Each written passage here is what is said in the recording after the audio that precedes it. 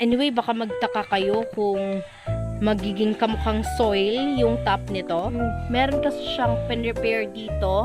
Pinapa-air dry ng konti.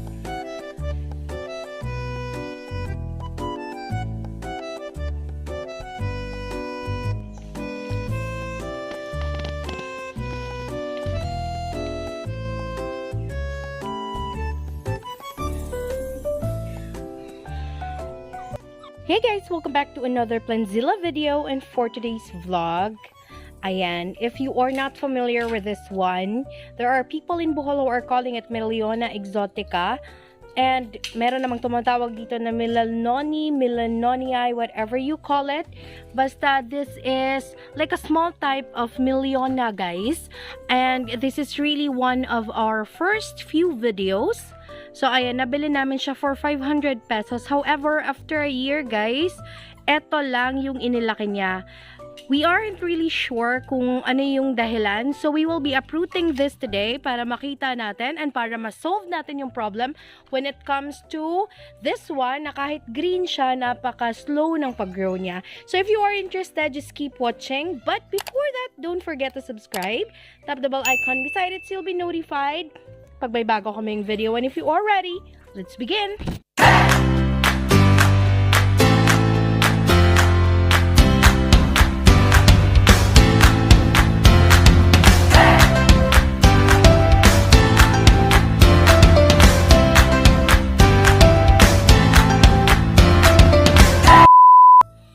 So, ayan, it is being placed in a concrete pot, guys. Marami na ng aerial roots na lumabas. Ayan, sobrang dami. Sobrang bilis nilang humaba. And maybe, isa din sa reason kung bakit hindi siya mabilis tumubo is yung aerial roots niya nasa labas na halos lahat. So, paano pa kukuha ng nutrients? Oh my goodness, what is this? Ayan, yung type ng uod na nakikita ko sa mga videos na piniprito. So, itong gamit namin, guys, isn't really the potting mix that we use nowadays. So, parang more on garden soil siya. Kasi nung time na yon, nung first few videos pa namin, ito lang talaga yung ginagamit namin. As in, more on garden soil plus cow manure. So, ayan.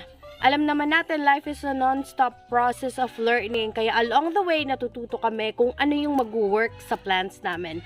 So, ayan. Babaguhin namin yung potting mix niya and ililipat namin siya ng pot kasi as you can see, ayan, nag-crack yung pot niya. So, merong crack dito at meron din sa kabila. So, parang anytime soon, masisira din siya. So, this has been placed here. Ayan, dito siya nakalagay along with the other few plants that we had before. Needed din namin silang irepot. Tingnan niyo yung mga aerial roots nila. So, we really need a lot of pots para maripat namin silang lahat. Ayan, lalo na tong mga ganito. So, ito na muna yung uunahin namin since nag-crack nga yung concrete pot na gamit namin. So, sisimulan na natin. Ayan guys, na-uproot na niya. So, yung mga bagong roots yata, yung mga sobrang humaba, but those roots na meron talaga sa kanya before pa, ayun, sobrang ano lang naman, short lang naman sila. Makakapag-propagate ba tayo niyan? Puputulin ko ng yung dito. Yung mahabi dito sa baba. Okay. So, may aalisin siya. So, this is what we did to our MILLIONA as well. Nung merong MILLIONA na dumating sa amin. So, yung ginawa namin, pinuto lang namin yung pinakababa and then, nagkaroon siya ng madaming shoots. As in, madami kaming nakuha sa kanya. Which is, ito yung MILLIONA na yon. Ayan. Ito yung nauna namin, tapos may pinutol kami sa kanya sa baba before. Hindi lang namin na video because we haven't started filming any videos about plants during that time. Pero ngayon, ayan, makakapag-video na tayo. So, let's go to the working area na prepare na niya eh. Ayan. Really not sure if we will be using this. Ito lang ba talaga? Hindi na ba talaga kami gagamit ng soil? Maybe. Ito nga lang, kasi ito lang yung meron tayo ngayon. Tapos, recycled pot again. So, ano pala to? Ipopropagate na lang pala natin siya today kasi akala niya dito sa end, just like those philodendrons na na-check namin on time na meron talagang mga parts na kinakain ng insects. Pero ito guys, okay naman siya. Yun lang siguro, yung mga bagong roots niya lumabas sa pot. So, hindi sila nakakakuha ng nutrients kaya medyo mabagal yung growth niya. Pero ngayon, mapopropagate natin siya. We will remove the top cut kasi madami na din naman siyang roots. So, of course, aalisin din natin yung mga roots na wala nang silbi, guys. Yung merong mga roots na patay na. I'm really not sure how do you call it. Is it Melinonii, Dwarf MILLIONA, MILLIONA EXOTICA. Sobrang dami ng pangalan ng klase ng MILLIONA na to, guys. But, I do believe that this is really a type of Philodendron Melinonii. It's just that this is a smaller version kasi yung mga malalaki talaga nagja-giant, just like this one. Ayan, sobrang giant. Pero yan, hindi lumaking ganun. Eto kasi parang 1 year lang din to. They are almost of the same age but they really don't look alike. Ayan, so baka nga dwarf type siya. Hindi din siya yung pongko kasi yung MILLIONA pongko is medyo rounded yung leaves niya, guys. Pero ito, paano kasi, elongated tapos medyo pointed sa dulo. So, ayan, go ahead and cut it.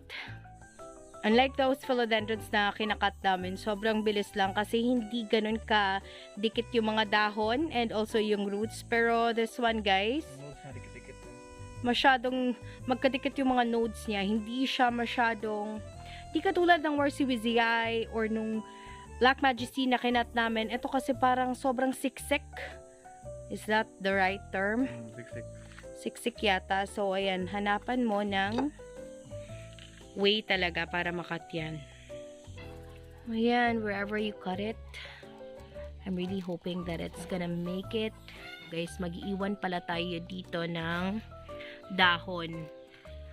Kasi talaga, napapansin namin, mas mabilis makarecover when you leave kahit 2 lang, 2 leaves lang, ganun. Wow! Ayan. Alright, so that's it. Merong root na nag-split, but we can just remove that. So, madami naman siyang roots and isa lang naman, pero kailangan talaga nating mag-remove eh. So, this will be our top cut. Meron kaming isang dahon na inalis talaga. We really had to remove 1 leaf, guys. Sobrang sayang, pero dahil tinamaan siya, in the long run, mamamatay lang din siya. So, pag hindi namin inalis ngayon na, baka eventually darating yung time na baka dun pa mag-start yung rotting. So, inalis na lang natin. So, meron tayong 3 leaves para sa base na na-remove natin. So, ayun guys, I do hope na mabilis yung recovery niya. Talagang sobrang siksik ng mga dahon niya, guys. Mahihirapan kang maghanap ng area kung saan makakat mo siya na walang matatamaan. Kaya meron talagang natamaan na root. Kanina merong nag-split na root. Tapos, yung isang dahon, hindi naman siya natamaan, pero ka-level niya na yung cut. Meron talagang chances na hindi siya mag-survive. So, mas mabuti na naming alisin. Ayan, we will be putting some coconut fiber dito sa bottom of the pot. For those who are new to our channel, we are using this para mas mabilis mag-drain yung water just in case merong water na papasok sa pot, guys. And as what I have said earlier, medyo more on garden soil kami nung mga time na yon, which is something that we don't do anymore. So, ayan, maglalagay tayo ng cinnamon powder. So, merong nag-message, nakalimutan ko na, pero merong nag-message asking if that is the same cinnamon powder that we use for our plants. Kahit anong brand po, guys, basta cinnamon powder, mabibili lang siya sa supermarket. So, ayan, yan yung nag-split na ano, guys, na root. Tapos, lalagyan lang ng cinnamon powder yung cut. And I think this pot that we will be using is just enough for the size na meron siya. So, we will be wrapping it with a fiber that we have here, which is usually Melinonii fiber. Pero yung klase ng fiber na yan is yung nanggaling dun sa malaking Melinonii. Sobrang haba ng mga root niya. Ako na mga 2 metro.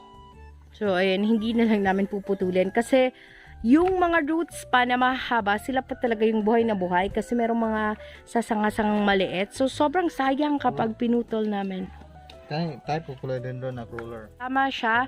This is a crawling type of philodendron, guys. Yung mga Philodendron Melinonii, kapag napapansin nyo, if you have an old Melinonii, guys, darating yung time na kapag hindi sila na-propagate, parang bigla na lang aalsa yung mismong top niya, tapos bababa na sa lupa. Yung mga ganong klase. So, he is just trying to untangle it bago natin itanim.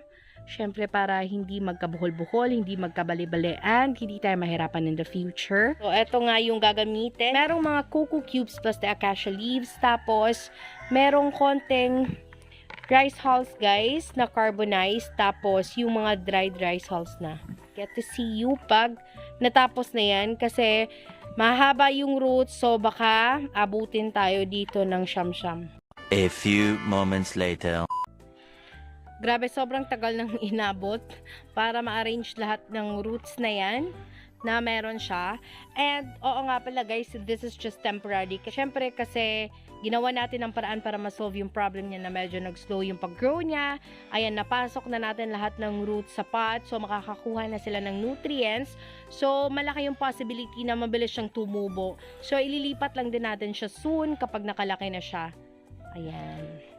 So, I will be updating you as well kung gaano kabilis yung recovery nito. Just like all of those philodendrons na ina-update ko kung nagkakaroon na ng shoot and also kung ano na yung progress after some time, after propagation, after repotting, or after we look for a solution every time nagkakaproblema sila. So, ayan. Sobrang dali lang nito guys. Lalagyan lang ng yung mga na-prepare niya na media, tapos we're good to go. Shoutout nga pala to PlantTuber and birthday nga pala ng babies na si Adriel Jade, Marcus Jerio, Vanna Cleo, and Asher Joel. Gaganda ng mga pangalan ng mga babies ni PlantTuber. Thank you po. And also to Vinvino from Tagaytay City. Thank you so much po for watching. To Ma'am Neri Lienas, thank you po. And also to Ma'am Rosalyn Senas Paalisbo, thank you. To Ma'am Jane Serojano, maraming salamat po for watching. Yung mga philos po na galing Thailand, they are really quite sensitive. They undergo talaga changes while nag-a-adjust, pero nakaka-survive naman. So, yun lang, wag palaging basain and wag painitan. To Ma'am Jane Bungkales, hello po. Also to Ma'am Gina Amistad, thank you so much. And to Maria Asuncion. Shoutout din po to Ma'am Christine San Jose. Shoutout din po to Luella Pearson. Hello, ma'am. And to Romeo Bohol. Thank you so much po for watching. To Sir Patrick and Ma'am Edith Simbahon. From Clarin yata to sila. Tapos, Clarin Bohol nga. And also to Shermaine, Shaira, and Patrick Jr. Plus Rhea Kid. Ayan. Thank you so much. Also to Leonessa Amor Estares. So, this is it, ma'am. We are propagating our Mililoni. It's the Mililoni that I can find on Google. I'm just not sure if ito ba yung Mililoni na you were trying to say when you were asking how to propagate Mililoni. I just hope that this is it. So, ayan. Ma'am Lynn Ontog, thank you so much for the future Green Bowl Aglonema. Maraming salamat po to Ma'am Emma Isar of Bulihan Silang, Cavite. Thank you. So, ayan. We are almost done. So, ganito lang. So, yung acacia nga po pala, sabi nila, rich in nitrogen. Nakakapag-green ng leaves, guys, because they are having a lot of nutrients. Sabi nila, since maraming nutrients, sobrang laki ng chances na mag-revert. Kasi nga, variegation is also a nutrient deficiency, guys. Kapag pinunan mo yung laking nutrients ng plant mo, talagang magre-revert sila. Pero we're almost done. So, see you on the base once we repot it or once we replant it. Along with the cinnamon powder, of course, since meron tayong 3 leaves na iniwan para mas mabilis siyang makarecover. Yeah. Okay, sobrang recycled naman netong pot na to. Planggana siya. Tapos, ginawa niyang pot. So, meron nakatanim dito before. Maybe yung pokrea, pero hindi nag-survive. So, we had 2, pero yung isa nawala. Tapos, ayun, ito yata yung may-ari nung na hindi nag-survive na pokrea, guys. So, ito yung tataniman ngayon kasi hindi kami makalabas. So, we cannot buy pots. Ayun. Tapos, ito yung itatanim natin dito. Of course, we will be putting some cinnamon powder dyan sa cut later on. Pero ngayon muna, we have to make sure na matatanim natin siya. Pero at least siya, no, isa lang yung mahaba. Ayan, bagay lang din naman sa kanya yung isa lang yung mahaba. Kasi super babaw lang ng pot na kagamitin namin sa kanya. So, ayan. Anyway, I'm sure you are familiar with pokreas. But for those who are not, isa siyang type ng agave, guys. And ito siya. As you can see, planggana din yung pinagtaniman sa kanya. Sobrang kawawa nito. Ayan, merong mga... Ayan. Lalaki to ng lalaki. Parang resort yata yung pinanggalingan nito. Pero iwan ko ba't umabot dito. Basta, I'm sure na maganda siya pag lumaki na. So, sobrang ganda niyang ilagay sa harap ng bahay. I'm just not sure about the feng shui. Basta, nagagandahan ako sa kanya. Anyway, baka magtaka kayo kung magiging kamukhang soil yung top nito.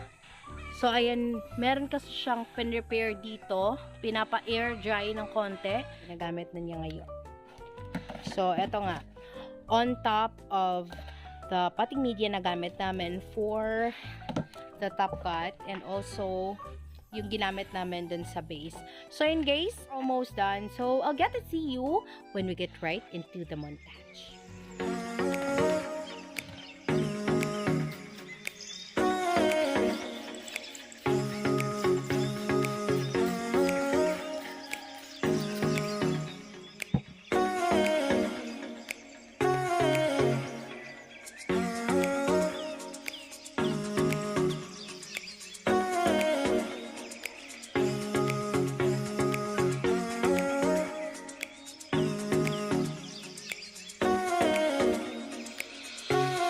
So yun guys, thank you so much for making it till the end of this video. It has been Maria, the voice of PLANTZILLA Bohol.